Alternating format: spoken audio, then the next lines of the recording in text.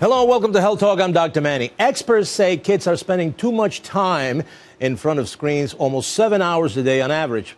But what about their parents? A generation who grew up on cell phones and other handheld devices are now starting their own families. Joining me now is Dr. Delaney Ruston, clinical professor at Stony Brook University Hospital and director of the documentary Screenagers, Growing Up in the Digital Age. Welcome, Doc. Thank you. Very interesting documentary. What's a screenager? Well, the fact that teenagers are on phones and other devices so much, and kids of all ages really, I decided to call them screenagers, and that's Right. what the film is looking at. How do we help these kids find balance? And it's not easy. I think it's too late. I think it's too late. You talk about teenagers. Now I see, grammar school kids. I don't even know. There used to be a discussion back in the day, what should be the age that you buy your kid a cell phone? Some people said 10, then, maybe sooner than that because you want them to be safe. But I think now kids at any age, if the parents can afford it, they get a phone. Well, that's what I was really interested in making this documentary, because younger and younger kids are having a lot of screen time. But the reality is parents are concerned and they're stepping forward to say, hey, let's find balance. And that's why this is. So in other words, you think that the tide is changing because the adults in the room, who themselves are the byproduct of cell phones and everything else, are realizing that, oh my God, this is affecting my everyday life. All right. Yeah. So that's becoming a reality. So you, in your documentary, I guess you talk about some tips for parents who might be addicted on their own, and then how they can use their therapy to help their kids. So let's go through some of the tips.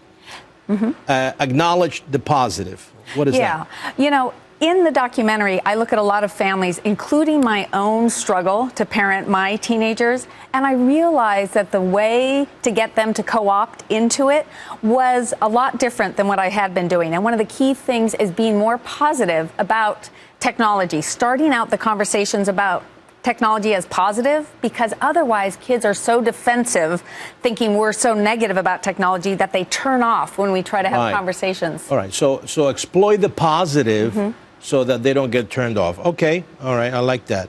This is, I think, again, this is the impossible, in my opinion. Set limits. Okay.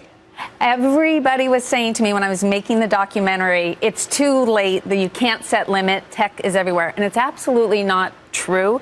The key thing, though, is how do you get kids to be involved in that?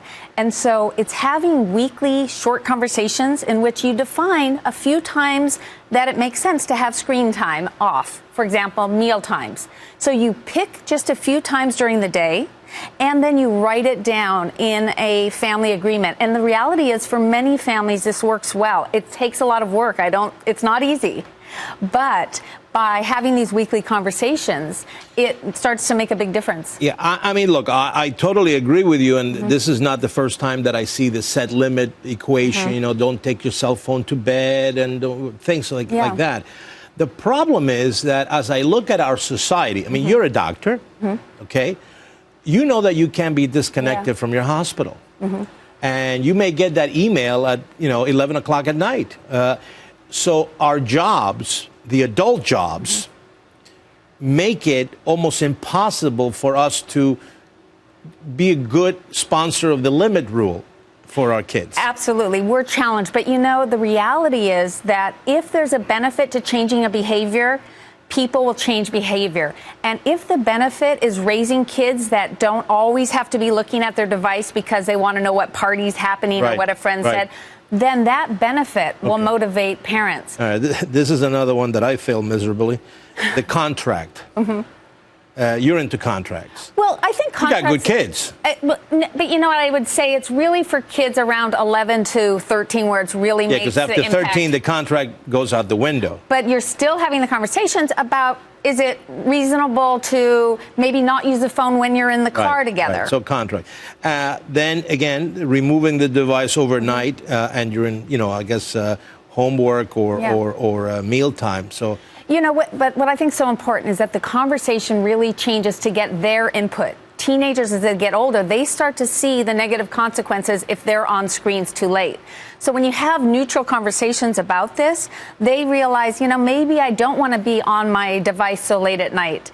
That's the key, is getting them to have that insight. And so I'll tell you what I think the real key as parents is, that we pick one or two things that we're working on, maybe not checking your phone all the time at dinner, and then saying to the kids, to the family, I'm working on this, so that you're not only accountable, and that's how change happens, but you're showing that we're all working on this together. It's not just them, that they have the problem. Well, it's funny because a friend of mine, what he did, he went to the other extreme. You know that there are devices that you can put and blocks signals of cell phones. Well, he put one in his house, and he turns it on at a certain time in the evening, and that's it. Very similar than when you go to a theater, a Broadway show, your cell phone doesn't work, or a restaurant where they want everything quiet. He has a device, he turns it on at 10 o'clock or 11 o'clock at night. Now the house has no signal, and the kids cannot use the cell phone because he was having a problem. For a few days, they might rebel against that, but when it becomes the norm and they realize that they're spending more time with their family, when they're getting their the positive work done, things need to be showcased. Start to happen. And of course, you say that parents need to follow the rules too, so that they know, whatever we tell the kids, you should do yourself. I don't think that's the case. I think that we have differences in terms of, like you said, work situations, but that still doesn't mean that we're personally not having some things that we want to change, right? And we all think maybe we could have chosen more exercise if we weren't doing this or other things. So talking about that is key. And I think that, it's easier said than done.